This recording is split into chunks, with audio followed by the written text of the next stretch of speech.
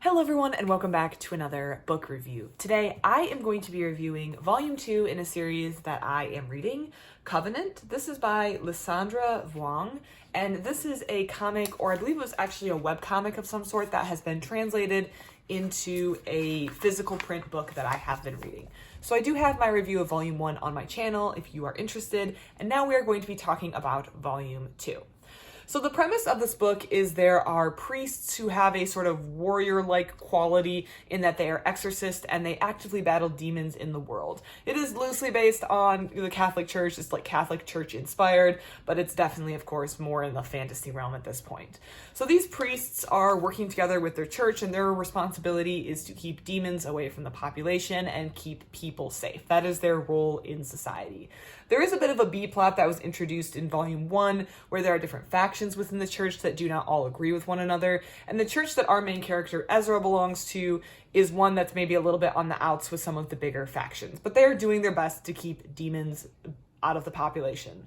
And things are going more or less okay until, as started in volume 1, we are introduced to Sunny, who is this other individual. And Sunny is being hunted by demons, which is a little bit outside of the normal behavior expected.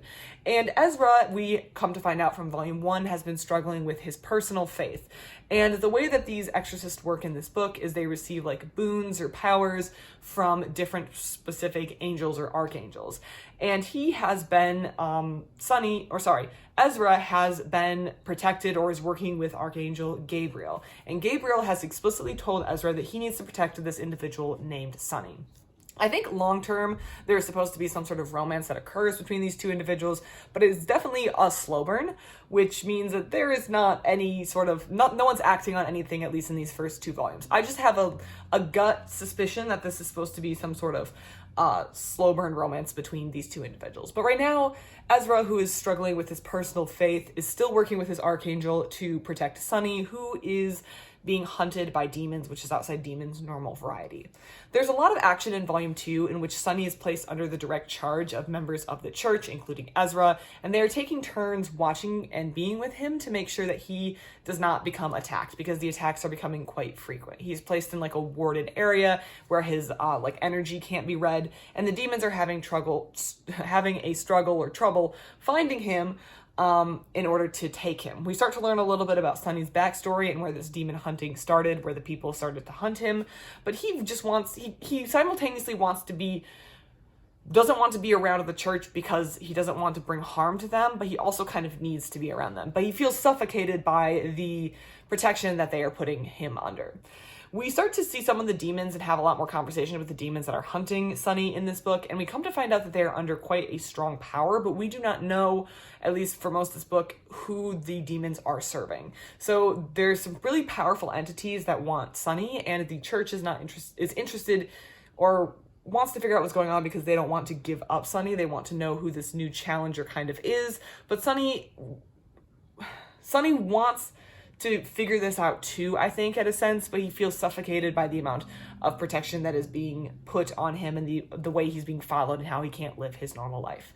So this is just a continuation of volume 1. There is that plot with the other churches doesn't show up in volume 2, and I am curious as to when that's going to reappear, but for now, it is between Ezra and Sunny trying to kind of break free of this protection, but also the church trying to figure out who these demons are and what they are doing, why they want him, and how they can stop them, because they are quite powerful demons that are very tricky to stop, and they kind of are taking the extent of the powers that these individuals have to stop them right now. So if there's someone more powerful, or if their leader is more powerful, then that could spell problems down the line.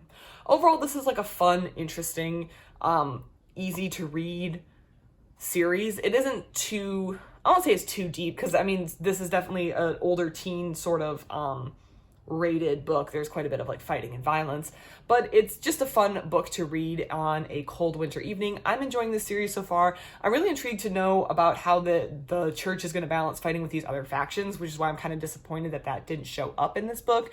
But I also kind of like the relationship between all the different priests or exorcists or whatever we would call them in this series. I like knowing, or I like seeing how they interact with one another, and that's a really enjoyable aspect for me as well. So when volume 3 comes into the library, I will be checking it out, As I've already mentioned, I think this is like a webcomic of some sort. So, there may be a lot of people who know a lot more of the plot at this point than I do, but I'm just going to read it in this format as it comes out, so I look forward to Volume 3. If you read Volume 2 or have any thoughts or comments, please let me know in the comment section down below. Thank you so much for watching, and I hope you have a great rest of your day.